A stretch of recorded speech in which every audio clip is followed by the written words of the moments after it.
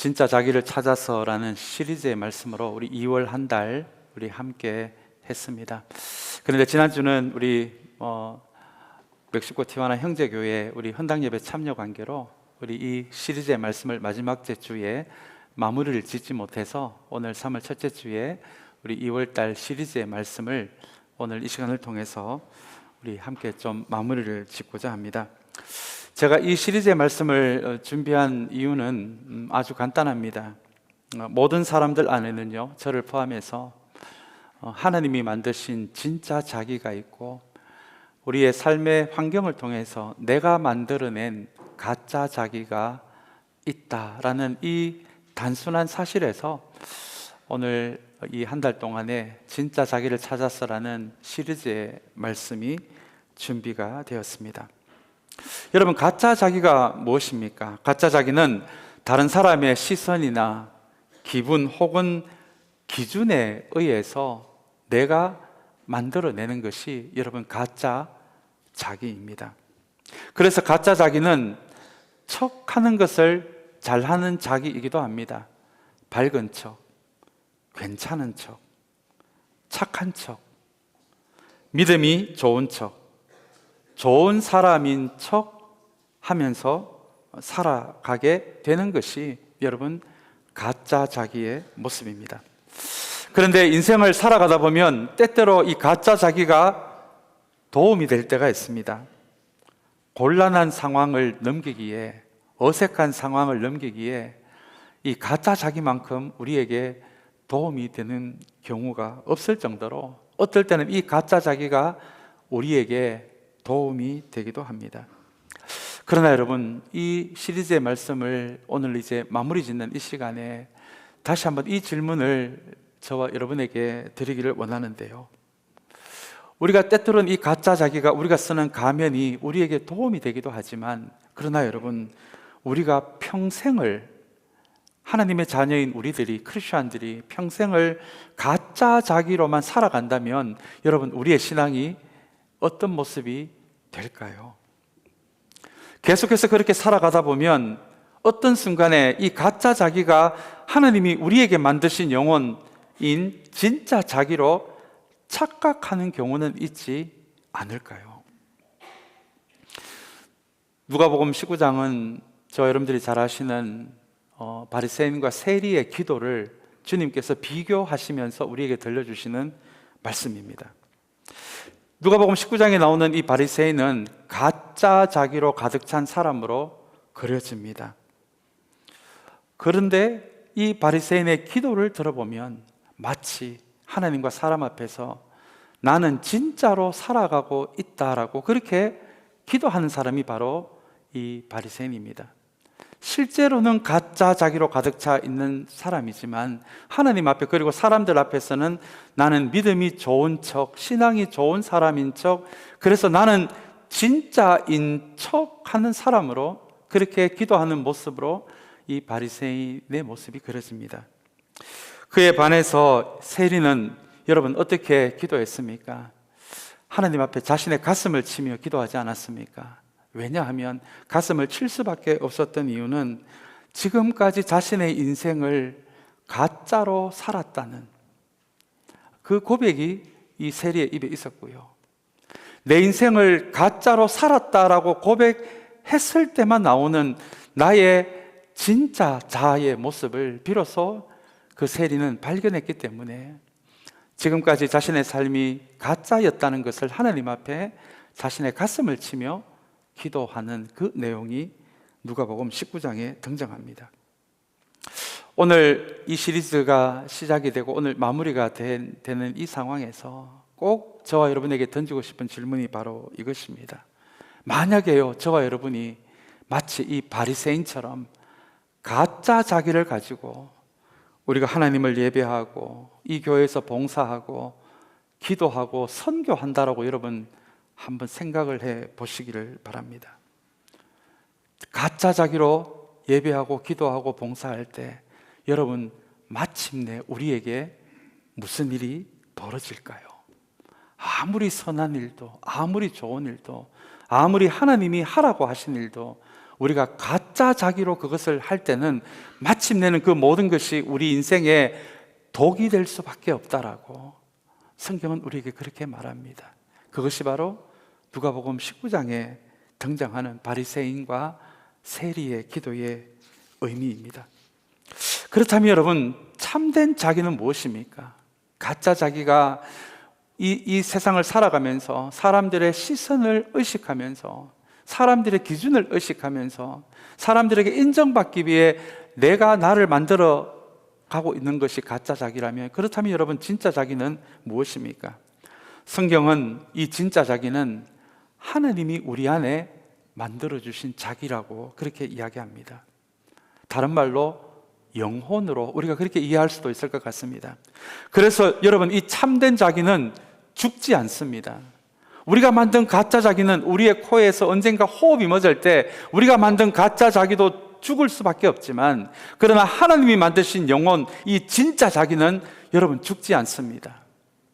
하나님 앞에 서는 자아도 진짜 자아입니다. 진짜 자기입니다. 그리고 하나님과 죽음 이후에 영원히 함께 동행할 자기도 바로 이 진짜 자기, 하나님이 우리에게 만들어주신 영혼입니다. 그런데 여러분, 이렇게 진짜 자기가 바로 이것입니다 라고 제가 말씀을 드리지만, 많은 경우 이 진짜 자기를 발견한 사람들이 그렇게 많지는 않은 것 같습니다. 이렇게 주일에 나와서 예배를 드리고 저는 이 앞에서 설교를 하는 저지만, 어쩌면 어떤 사람에게는 이 진짜 자기를 발견하는데 평생이 걸리는 사람들이 있기도 합니다. 그만큼 우리는 가짜 자기 속에서 살아가고 있기 때문에 그렇습니다. 그런데 여러분, 진짜 자기를 발견한 사람들, 그분들의 이야기를 가만히 들여다보면, 그리고 성경의 이야기를 가만히 들여다보면, 편안한 상황에서, 아무 문제도 없는 상황에서, 거짓 자에서 내가 깨어나서 참된, 하나님이 만드신 참된 자기를 발견했다라는 사람은 굉장히 드물더라고요. 많은 경우, 제 경험도 그런 경험 제가 지난주에 들었습니다만은, 정말 참된 자기를 발견한 사람들의 대부분은 막다른 골목에서, 고통과 아픔 속에서, 때로는 비참함 속에서 그 상황이 되었어야 비로소 그동안에 거짓 자아에 가려져 있었던 참된 자기를 발견하게 되더라고요. 여러분, 그 예가 누가복음 15장에 나오는 탕자 이야기가 아닐까요? 여러분 잘 아시는 대로 탕자, 이 둘째 아들은 우리 그 이야기에서 비유해서 하나님을 의미하는 자기 아버지에게, 아버지가 살아있는데도 유산을 요구합니다. 그리고는 그 유산을 가지고 아버지가 없는, 아버지가 자신의 눈에 아버지가 보이지 않는, 하나님이 보이지 않는 먼 곳에 가서 자신이 생각한 대로, 계획한 대로 자신의 인생을 그렇게 살아가기를 시작합니다. 그러나 그곳에서 우리 아버지가 준 모든 유산을 이 둘째 아들은 탕진하게 됩니다. 그리고 마지막으로 갈 곳이 없어서 가게 된 곳이 여러분 어디입니까? 그것이 바로 돼지우리입니다. 여러분, 탕자에겐 많은 돈이 있었습니다. 먼 나라에서 많은 친구들도 사귀었을 것 같습니다. 그러나 이 둘째 아들이, 탕자가 마침내 돼지우리에 가는 상황이 됐지만, 이 둘째 아들을 돕는 사람은 아무도 없었습니다. 왜냐하면 그들이 관심 가진 것은 탕자 둘째 아들이 아니라 탕자가 가지고 있었던 돈에 관심이 있었기 때문입니다. 그래서 둘째 아들이 돈을 다 쓰자 이 탕자에 대해서는 관심도 없는, 그래서 마침내 돼지우리에까지 가서 자야 되는 그런 상황에 이 둘째 아들은 처하게 됩니다. 그런데 여러분, 누가복음 15장 17절에 보시면 돼지우리에서 비로소 이 둘째 아들이, 탕자가 제정신이 들었다라는 표현이 나옵니다. 그리고 제정신이 든 다음에 이 둘째 아들에게 가장 먼저 얼굴에, 머리에 떠오르는 그분이 바로 자신을 있는 모습 그대로 그렇게 사랑해 주었던 아버지, 하나님의 얼굴을 떠올리고 아버지가 있는 곳으로 돌아가게 되는 이야기가 바로 여러분 우리가 잘 아는 탕자의 이야기입니다. 여러분 한번 생각해 보시기 바랍니다. 탕자는 어디에서 하나님이 생각이 났을까요?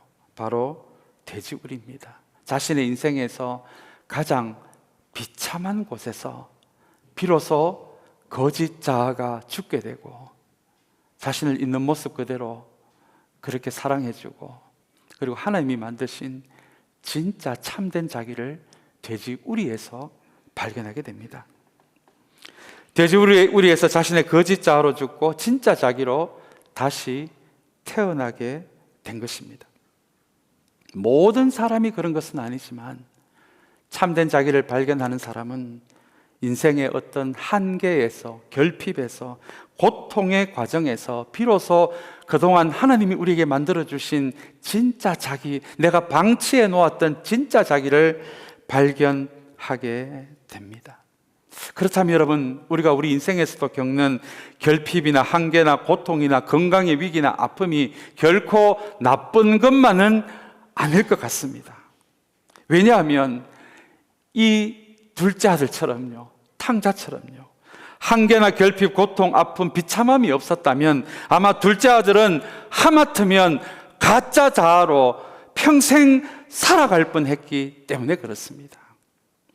여러분, 누가 고난을 좋아하겠습니까? 누가 고통을 좋아하겠습니까? 그러나 여러분, 그 고난을 통해서, 고통을 통해서, 결핍을 통해서 그동안 방치해 놓았던 참된 자기를 찾을 수 있다면 여러분, 그거 겪을만 하지 않겠습니까? 왜냐하면 그렇게라도 참된 자기를 찾는 것이 거짓 자기를 가지고 평생 살아가는 것보다 훨씬 낫기 때문에 그렇습니다. 오늘 이 예배 가운데 우리가 남들에게 이야기는 할 수 없지만 나름의 고통과 아픔과 결핍과 내 인생이 요즘 좀 비참합니다 라고 생각하는 그런 삶의 내용을 가지고 오늘 이 예배에 나온 분들이 계십니까? 사랑하는 여러분, 너무너무 힘든 과정일 수는 있지만 그 과정을 통해서 사랑하는 여러분, 다시 한번 하나님이 우리에게 만들어주신 참된 자기를 발견할 수 있는 저와 여러분들이 되시기를 주님의 이름으로 간절히 축원합니다. 왜냐하면 참된 자기만이 영원한 자기이기 때문에 그렇습니다. 하나님 앞에서는 자기이기 때문에 그렇습니다.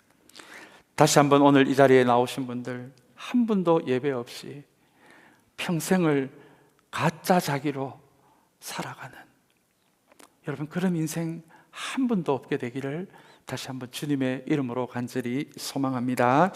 오늘 우리 진짜 자기를 찾아서 마지막 우리 정리하는 이 말씀에 오늘 마지막 본문은 로마서 6장의 말씀입니다.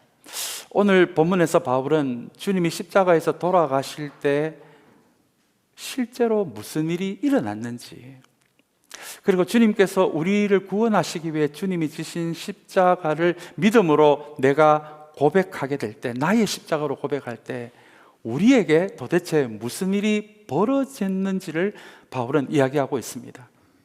어떻게 보면 예수 믿으면 천국 갑니다, 한 문장으로 쉽게 이야기할 수도 있는데 바울은 가짜 자기, 진짜 자기, 옛 자기, 옛 자아로 십자가의 의미를 설명합니다. 왜냐하면 그 시대에도 크리스천들 가운데서는 우리가 예수 그리스도를 통해 하나님의 자녀가 되었지만 여전히 가짜 자기로, 옛 자기로 살아가려고 했던 사람들이 있었기 때문입니다.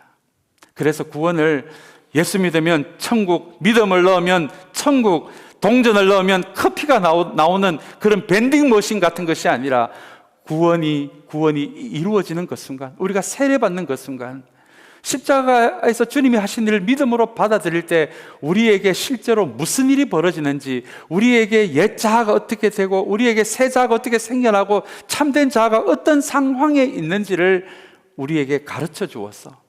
1차적으로는 그 시대 로마 교인들에게 가르쳐 주어서 한 사람도 빠짐없이 참된 자기로 살아가는 사람들이 될 수 있도록 그렇게 설명하고 있는 것이 오늘 우리가 읽은 우리 로마서 6장의 말씀입니다. 먼저 11절 말씀을 오늘 본문 전체에서 가장 중요한 말씀이 될 것 같습니다. 11절 말씀 우리 한번 같이 읽어볼까요? 우리 11절 말씀 우리 한번 같이 읽겠습니다. 이와 같이 여러분도 죄에 대해서는 죽은 사람이요 하나님을 위해서는 그리스도 예수 안에서 살고 있는 사람이라는 것을 알아야 합니다. 우리 참된 자아에 대해서 설명하면서 먼저 바울은 11절의 말씀에서 우리를 어떻게 설명하고 있습니까? 죄에 대해서는 죽은 사람이다. 이거 참된 자기를 발견하기 위해서, 혹은 참된 자기를 발견한 사람을 위해서 반드시 기억해야 할 것은, 이미 우리는 죄에 대해서는 어떻게 된 사람이라고요? 죽은 사람이라고 그렇게 선포를 합니다. 도대체 이게 여러분 무슨 말씀입니까? 우리 갈라디아서 2장 20절 말씀을 앞부분을 제가 한번 읽어 드리겠습니다. 나는 그리스도와 함께 십자가에 못 박혔습니다. 이제 살고 있는 것은 내가 아닙니다. 그리스도께서 내 안에서 살고 계십니다. 라고 그렇게 바울은 이야기를 합니다. 우리는 그냥 믿습니다 하면 천국으로 알고 있었는데, 바울은 자꾸 뭔가를 설명하기 위해서 뭔가 자꾸 죽었다라고 지금 우리에게 이야기를 하고 있는 것입니다. 도대체 뭐가 죽은 것입니까? 우리 오늘 보면 3절의 말씀도 우리 한번 같이 읽어보겠습니다. 3절 말씀 읽겠습니다. 세례를 받아 그리스도 예수와 하나가 된 우리는 모두 세례를 받을 때에 그와 함께 죽었다는 것을 여러분은 알지 못합니까? 또 죽었다라고 이야기합니다. 우리 6절의 말씀도 한 번 더 같은 맥락의 말씀입니다. 한번 같이 읽겠습니다.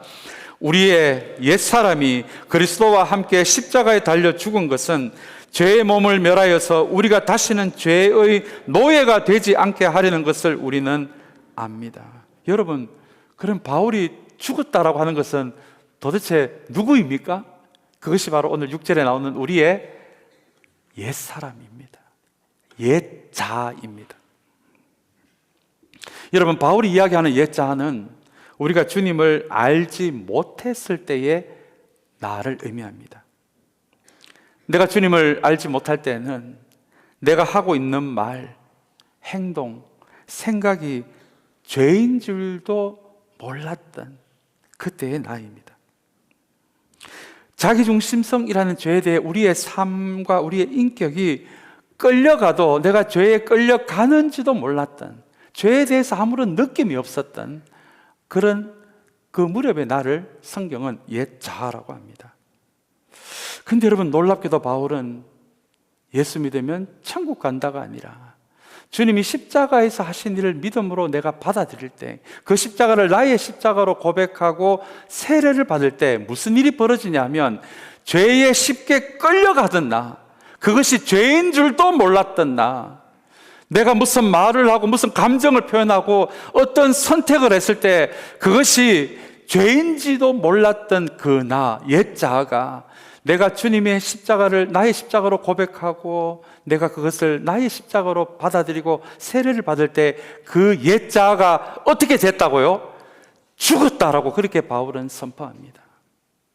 그래서 우리가 이것을 실감하느냐 못하느냐라는 것은 다른 차원이고요, 우리의 의지와 노력에 상관없이 주님이 우리를 구원하시기 위해 이루어 놓으신 복음은 이렇게 선포를 하는 것입니다. 이 복음을 믿음으로 받아들이는 사람의 옛자아는 어떻게 됐다고요?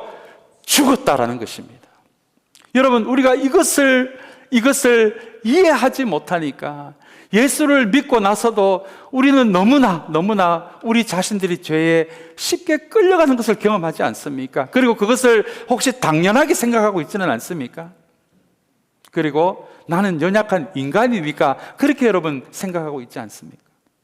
그렇다면 여러분, 오늘 바울은 이야기를 잘못하고 있는 거예요.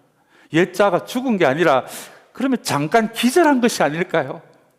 잠깐 기절했다가 살아났다가 기절했다가 살아났다가 지금 그 상태가 반복이 되는 것입니까? 여러분, 아닙니다. 우리가 오늘 믿음이라는 동전을 넣으면 천국이라는 그런 결과물이 나오는 구원이 그렇게 단순한 것이 아니라면, 먼저 우리가 새로운 자아, 참된 자아, 하나님이 만드신 참된 자아가 무엇인지 발견하기 위해서, 그리고 참된 자아를 가진 사람들이 어떻게 살아야 하는지를 우리가 기억한다면, 먼저 오늘 바울이 이야기하고 있는, 우리는 이미 주님이 십자가에 죽으실 때 우리의 옛자아가 어떻게 됐다고요? 이미 주님과 함께 죽었다. 우리는 그런 사람이 이미 되었다라는 선포예요. 그런 사람이 되라고 노력하라가 아니라 주님이 하신 일을 우리가 믿음으로 고백하면 우리는 이미 죄에 대해서는 죽은 사람이 되었다. 이제 더 이상 죄에 쉽게 끌려가고 죄에 쉽게 넘어가는 그런 사람이 된 것이 아니라, 이제는 더 이상 그렇게 죄에게 노예가 되는 그런 상태에서는 우리가 완전히 벗어나게 되었다. 여러분, 이것이 바울이 첫 번째로 참된 자아를 가지고 살아가는 사람에게 들려주고자 하는 이야기입니다. 혹시 여러분, 내가 오랫동안 크리스천의 삶을 살았는데 예배에 빠지지 않았는데 내가 나 자신을 정확하게 돌아봤을 때 내 삶이 아직도 여전히 제자리다라고 생각하는 분들이 혹시 계십니까? 아니면 이렇게 교회를 오래 다니고 신앙생활을 열심히 했는데 오히려 내 삶은 뒷걸음질을 치고 있다라는 느낌이 혹시 드시는 분이 계십니까? 그렇다면 여러분, 우리는 아직도 이 옛자아를, 이미 주님은 죽었다라고 선포하는 이 옛자아를 나의 진짜 자아로 알고 살아가고 있는지도 모릅니다. 여러분, 내가 주님 안에서 어떤 사람이 되었느냐라는 것을 기억하는 것은 이렇게 중요합니다. 왜냐하면 나의 정체성에서 태도가 나오고 자세가 만들어지기 때문에 그렇습니다. 나는 주님의 자녀가 되었지만 어쩔 수 없이 죄 짓는 사람이라는 정체성을 가지고 살아가는 것과 나는 이미 주님이 죽을 때 죄에 쉽게 끌려가는 나의 옛자는 죽었음을 선포하며 살아가는 사람들의 삶의 자세가, 여러분 삶의 태도가 같을 수가 있겠습니까? 오늘 이 시간에 한번 저를 따라 한번 해 주시기를 원합니다. 나의 옛사람은 이미 십자가에서 죽었다. 여러분, 이것이 주님이 만드신, 하나님이 만드신 참된 자아를 붙들며 살아가는 우리 모두가 기억해야 할 첫 번째 참된 자기의 모습입니다. 이제 우리 두 번째 모습을 다시 한번 읽어보기를, 11절을 한번 읽어보기를 원하는데, 우리 11절 말씀 다시 한번 같이 한번 읽어보겠습니다. 우리 11절 말씀 다시 한번 읽겠습니다. 이와 같이 여러분도 죄에 대해서는 죽은 사람이요 하나님을 위해서는 그리스도 예수 안에서 살고 있는 사람이라는 것을 알아야 합니다. 우리 11절 후반 부분에서 다시 한번 참된 자아를 가지고 있는 사람이 어떤 사람인지를 바울이 설명을 합니다. 그 설명이 바로 그리스도 예수 안에서 살고 있는 사람이라는 표현입니다. 여러분, 5절에 보시면 비슷한 맥락의 말씀이 나옵니다. 예수 안에서 살고 있는 사람을 5절의 말씀은 예수님과 연합한 사람이라고 그렇게 표현을 합니다. 여러분, 이거 참 놀라운 말씀이 아닙니까? 옛자아는 죽었고 주님의 십자가를 통해서, 주님이 십자가에서 우리를 위해 하신 일을 믿음으로 받아들인 사람은 주님 안에 살게 되었고 주님과 어떻게 됐다고요? 연합한 사람이 되었다. 그렇게 5절은 우리에게 이야기하고 있습니다. 여러분은 연합을 어떤 의미로 알고 있습니까? 이제 우리는 옛자아가 아니라 주님과 연합하게 되었다라고 한다면, 이것은 우리의 삶을, 그동안의 옛자아는 나의 힘으로 살아갔다면, 주님과 연합되어 있다면 내 삶과 내 인격과 내 삶을 이끌어가는 나가 아닌 또 다른 어떤 실체가 생겼다라는 의미가 되기도 하는 말씀이 바로 연합입니다. 그것이 주님과 연합된 사람이라는 말씀의 의미입니다. 여러분, 우리의 삶을 다스리고 이끌어가는 새로운 능력, 여러분 이게 무엇일 것 같습니까? 그것이 바로 말씀과 성령입니다. 주님은 주님 안에 있는 사람들에게, 주님께 연합되어 있는 사람들에게 날마다 말씀하십니다. 말씀으로 사귐을 만들어 가십니다. 그 말씀으로 가치와 인격과 우리의 삶의 방향을 만들어 주십니다. 무엇이 옳은지 무엇이 그런지를 주님은 말씀으로 주님 안에 있는 사람, 주님께 연합된 사람들에게 가르쳐 주십니다.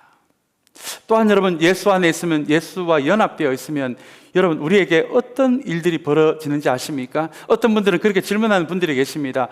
목사님, 내가 주님 안에 있다는 것을 내가 어떻게 알 수 있습니까? 우리 두 번째 주에도 비슷한 말씀을 드린 것 같습니다. 그것을 알 수 있는 한 가지 방법이 여러분 예수님 의식입니다. 한번 저를 따라해 주시기 바랍니다. 예수님 의식. 이게 무슨 말이냐면 이전에는 내가 이러지 않았는데 내가 예수님 안에 있고 예수님과 연합된 이후에 내 신앙을 그렇게 좋은 신앙이라고 내가 자신 있게 말할 수는 없지만 가끔 가다가 주님이 자꾸 의식이 되는 것입니다. 이런 생각이 들 때가 여러분 혹시 있지 않으십니까? 갑자기 불현듯 내가 계속 이렇게 살아가도 되나? 왜 내 사랑은 이렇게 이기적인 사랑일까? 내가 하는 이 선택이 이전에는 이러지 않았는데, 옛자로 살 때는 이러지 않았는데, 어느 순간 내가 하는 이 선택이 정말 주님의 자녀다운 선택일까? 주님이 기뻐하시는 선택일까? 혹은 내 영적인 그릇은 왜 이렇게 작을까? 여러분, 불현듯 그런 생각이 든다면 그것이 여러분 오늘 제가 말씀드리고자 하는 예수님 의식입니다. 저와 여러분들에게 이런 예수님을 의식하는 이런 생각이 든다면 사랑하는 여러분, 그것이 바로 이미 저와 여러분들은 주님 안에 있는 사람이 되었다라는 것을, 여러분, 그것의 증거가 되는 그 단어가 바로 예수님 의식입니다. 왜냐하면 예수님 밖에 있으면 우리는 예수님을 의식할 수가 없기 때문에 그렇습니다. 우리가 예수님 밖에 있으면, 예수님과 연합되지 않으면 우리가 무슨 짓을 해도 예수님이 의식되지 않기 때문에 그렇습니다. 그러나 여러분, 내가 정말 주님 안에 있는 사람인지 없는 사람인지 확신할 수 없다라고 하더라도 불현듯 여러분들의 머리와 마음에 이게 맞나? 이게 정말 예수 믿는 사람의 삶이 맞나라는 생각이 드신다면 여러분은 여러분 주님 안에서 예수님을 의식하고 살아가고 있는 것입니다. 이미 옛자는 죽었다라고 선언을 합니다. 그러나 새자, 주님 안에서 옛자가 죽으면서 우리가 다시 새롭게 된 하나님의 참된 자기는, 참된 자기 혼자서 모든 삶을 살아가는 자기가 아니라 주님께서 말씀하시고 성령께서 이끌어 가시고 도와주시는, 그래서 순간순간 다시 죄에 빠질 수는 있어도 결코 죄의 노예가 될 수 없는 그 상태가 되었다. 그것이 주님께서 십자가에서 하신 일이고, 그것을 우리가 믿음으로 받아들일 때 우리에게 일어난 일이다라고, 그렇게 바울은 우리에게 가르쳐주고 있는 것이 오늘의 본문의 내용입니다. 사랑하는 여러분, 다시 한번 말씀에 상관없이, 성령에 상관없이 그렇게 살아가는 사람을 바울은 육의 사람이라고 이야기합니다. 그러나 주님 안에서 나의 거짓 자아가 죽고 주님의 십자가로 인해 나의 참된 자아가 발견된 사람이 말씀과 성령으로 살아간다면 그 사람을 영의 사람이라고 성경은 그렇게 이야기합니다. 오늘 우리 참된 자기를 찾았으라는 말씀을 마무리하면서 우리 모두에게 주님이 살아내기를 원하시는 삶은 육의 사람이 아니라 영의 사람이라는 것을, 다시 한번 참된 자기를 가지고 살아가는 것이라는 것을 여러분 기억하는 오늘 이 시간이 되시기를 간절히 소망합니다. 우리 나 같은 죄인 살리신이라는 가사를 지은 존 뉴턴이라는 사람이 이런 이야기를 합니다.